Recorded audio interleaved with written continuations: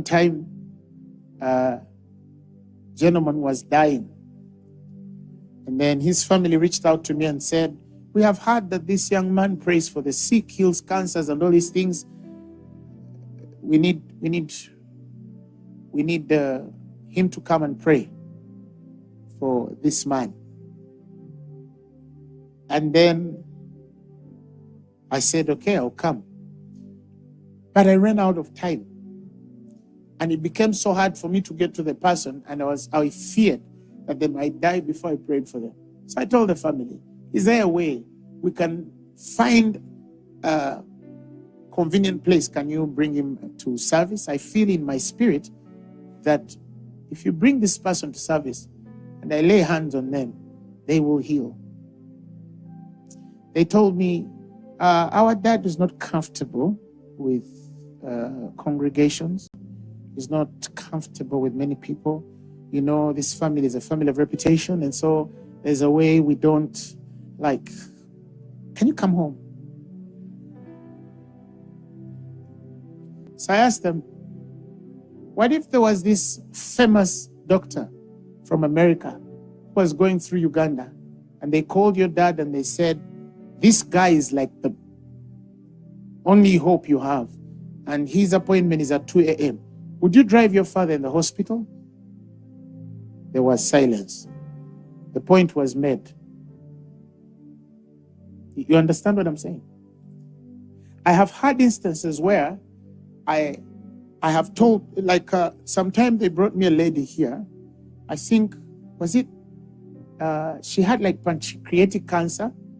And somebody told me about her, and then I told them to bring them in the service.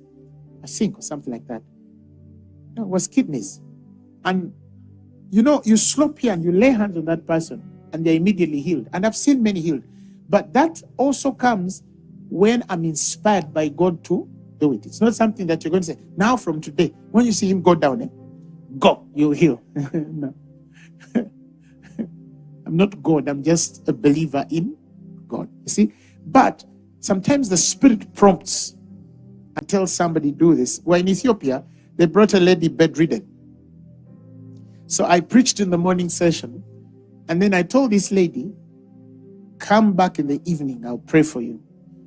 Because she was bedridden, they left her there the whole day. She spent the whole day. Now, a pastor came and said, can I pray for you? She told me, no, I'm waiting for Apostle Grace. She told me when he comes in the evening, I will walk. So she stays there. True to form, in the evening, I'm done with the meeting. I'm walking out, they remind me she's there. I just told her, get up, and she walked. You see? Just like that. So it's amazing what some people are willing to do for healing, even in their ignorance. And what some people are not willing to take because the work of God should align itself to their convenience. Never be too comfortable to miss God. Or rather, never get to a place where God has to plead to you to bend to his order to work in your life.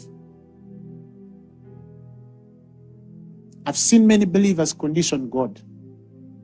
If you don't do it this way, it's okay. Let me be. Let me be. Praise the Lord. People reject God without knowing, because he works through people. So if you don't carry a certain humility in the spirit, it is very easy to miss God. There are even people who need to be here than some people seated here. But they're like, now, the company I work in really, how can they see me sitting there? I'm a CEO. The only reason why they won't go to church is because they're a CEO.